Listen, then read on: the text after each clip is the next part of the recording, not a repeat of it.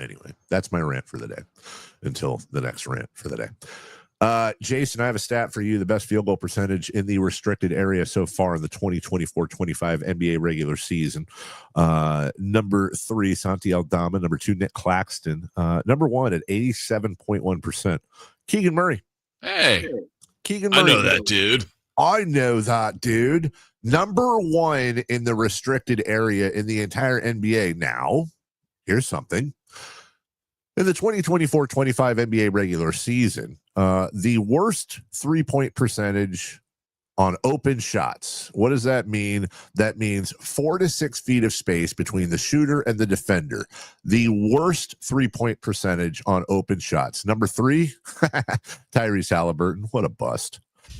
Weirdly, number 8, De'Aaron Fox at 22.5%. Number 3, Tyrese Halliburton, 18.5%. Number 2, RJ Barrett. The worst three-point shooter in the NBA on open shots at 17.2%. Keegan Murray. Wow. So, look, there's minimums here, by the way, minimum attempts in games and all that. So we're not, but it is, it's also 15 games, which is in itself kind of a small example. But Jason, I feel like that tells us something, and I'm going to go back to yesterday and echo a little bit of what Keegan's dad was saying on Twitter, which is you're not using him in the post. You're having him run all over the place. He's led or is leading the league in minutes, and obviously he's struggling from behind the arc. But why is Mike Brown? Why are they not adjusting the offense to put him in a position where he is literally the most successful player in the NBA right now and post that sucker up, man? What are we doing? Well, part of it is, tell me, just off the top of your head, you got a lot of plays that you remember post-ups for anybody on the Kings? No, I don't. You're right. DeMontis finds his way in, but generally Sabonis starts at the top of the key and dribbles his way into the post. Yeah, and then the other pushback would be, explain Keegan in year 1. So he's year 1 coming off of being a power forward / kind of center at Iowa, more recent basketball. Then he comes in and sets the NBA rookie record for threes and shot it at a good clip. Yeah. So he's more than capable. Again, I'm not saying don't post him up. You want to get points where you can get points from anywhere you can. But I just think he is a better three-point shooter than he's showing. That's for sure. I certainly can't explain away nor defend him being the worst in the league at open threes, other than maybe just wait for somebody to jump in your face and then shoot it. I can't explain that. What I will say is, again, I'll go back to what Monty told me a couple weeks ago, which really, really stuck in my head. There have been times in Keegan Murray's career, in fact, I want to say it's happened every year of his career, where I think it's fair to say he's gone through, let's just call it a 15-game stretch, where he could not shoot the ball. We've had this conversation. We had it his rookie year when he broke the record. We had it last year. There have been stretches where Keegan Murray is not good. And I haven't gone back through the numbers, but I'll just bet that he has had multiple stretches that are 15 games or longer in the 3 years, 2.5 years he's been in the NBA, where he has shot the three ball at or near where he's shooting the three ball right now.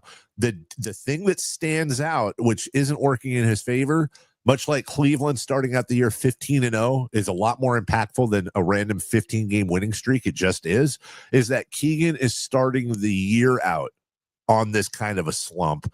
So it stands out a hell of a lot more. In other words, guys, if Keegan Murray in games 40 to 55 was shooting like this, it would not stand out near as much. We'd know it. We'd talk about it. But it's not the same as when you start out the year like that, and then you go to his stats and you go, oh, my God, Keegan Murray for his career is shooting dit. And now you look at him, and in fact, I'll bring it up right here real quick, Jason. Keegan Murray is shooting 29.9% from beyond the arc. He's a 38% career shooter on 1,000, almost exactly 1,100 attempts. That's not an anomaly. That's right. What he is.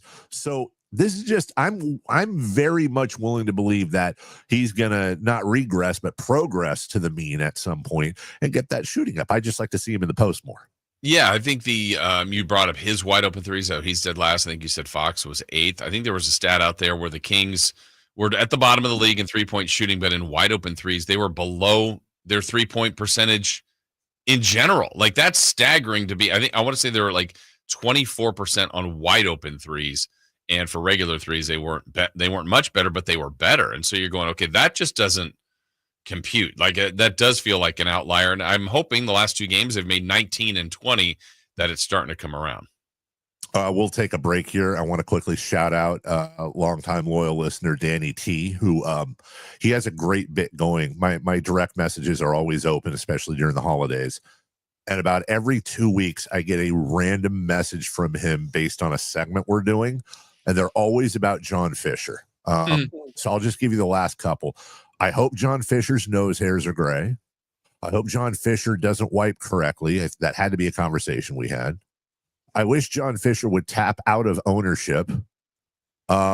This must have been for Veterans Day. I hope a veteran takes a dump on John Fisher's lawn. And then today, I hope John Fisher's gym membership gets revoked for a lapse in auto pay. He's with the bit and he's continuing it, and God bless him. We'll take a break. When we return, more Sacramento Kings.